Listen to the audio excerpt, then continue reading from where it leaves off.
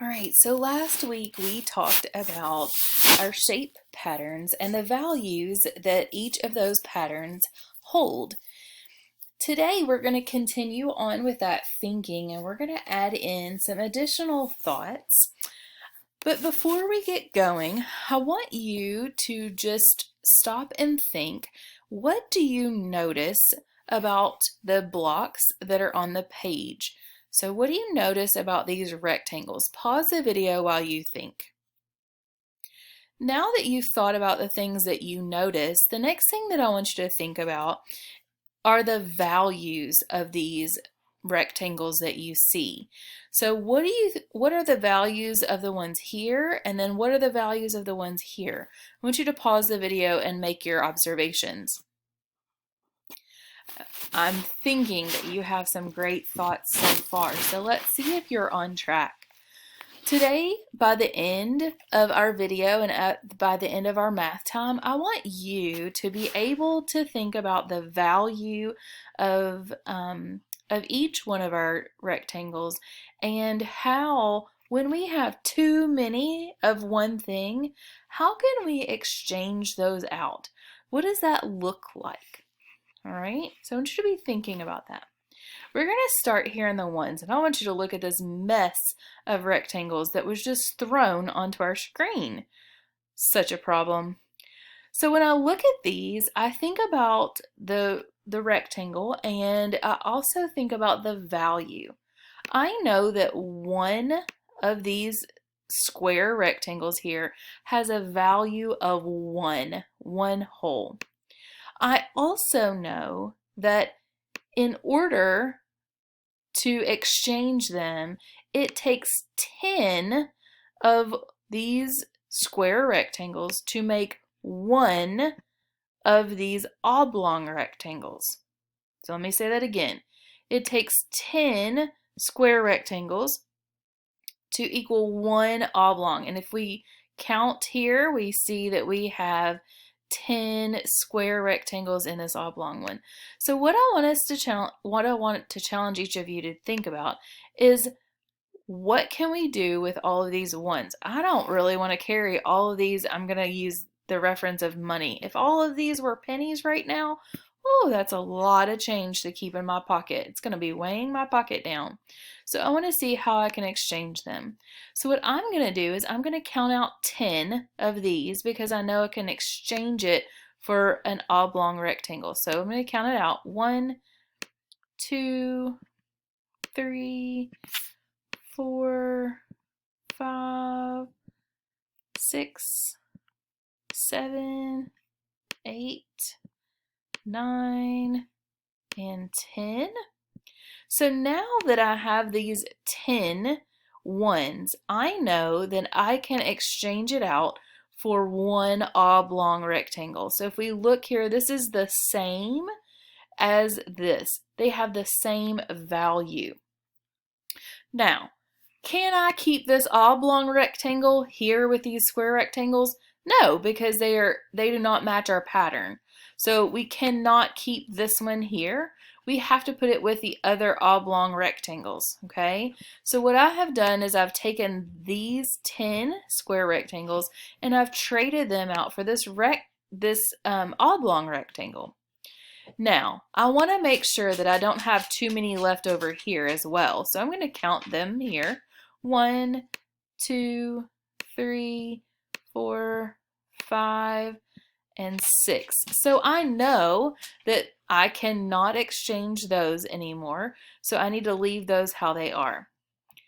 Now I'm going to come over to my oblong rectangle. In my oblong rectangle, I know that one of these has a value of 10. That's why we put them in our tens column.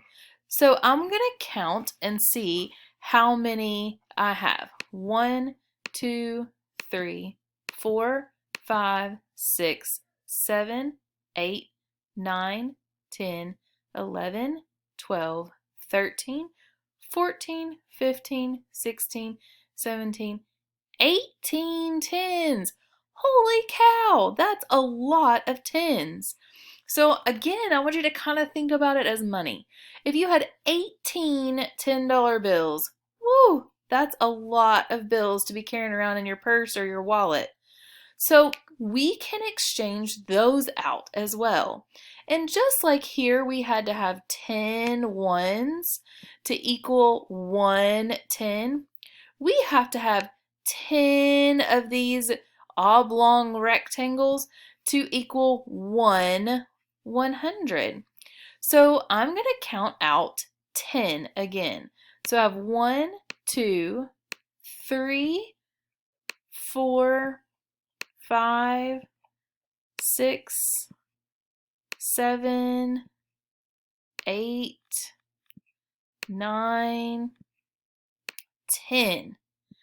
So now I know that I have these 10 oblong rectangles, and I can trade these 10 oblong rectangles out for 100.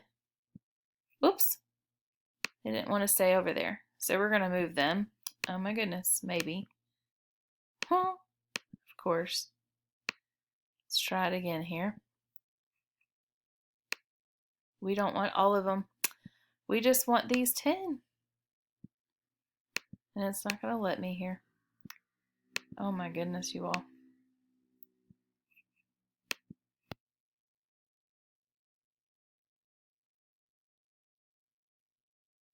Okay, so I finally got them, and you'll see them over here on the left part of the screen. So now I can exchange those oblong rectangles out for 100. And if you look, you can see those oblong rectangles that make up this square rectangle. So now the next thing I need to do is make sure I don't have more 10s or oblong rectangles that I want to exchange out. So we're going to count those. 1, 2, 3, 4, 5, 6, 7, 8. So I cannot do anything else with those. So now what I need to do is I need to check and see. I want to make sure that I know what I've got. So here I have 1, 2, 3, 4, 5, 6. I have 6 ones. I have 8 10s, and that value there is 80 because each one of these represents that 10, okay? So here is one oblong rectangle which has a value of 10. So 10, 20, 30, 40, 50, 60, 70, 80. But when I write that, I'm just going to write it as an 8, okay? Then over here I have 100, okay? So I have 100. Sorry here, guys. Miss Atkins is working on something new, or working with a new program here. So I have 108 10s and 6 1s. So I have 186 here. So can you exchange out your 1s, 10s, and 100s? Absolutely. I want you to ask yourself, what is that magic number? What number continues to come up? I think you know it. Yeah, it's the number 10. Good job. So we have 10 ones or 10 10s or 10 100. We can exchange it for the next shape. All right, guys, now it's your turn to do some of your own noticing and some of your own moving around. Today on your slide, your slide looks very similar to my screen here. It is asking you to see what you notice about the base 10 blocks that are on your screen. What things you notice, what are the values of those? So today I challenge you to practice, to move it around. And if you don't get it right the first time, that's okay, stick with it. Okay? If you have questions, reach out to to your teacher so that we can help you. All right, happy math.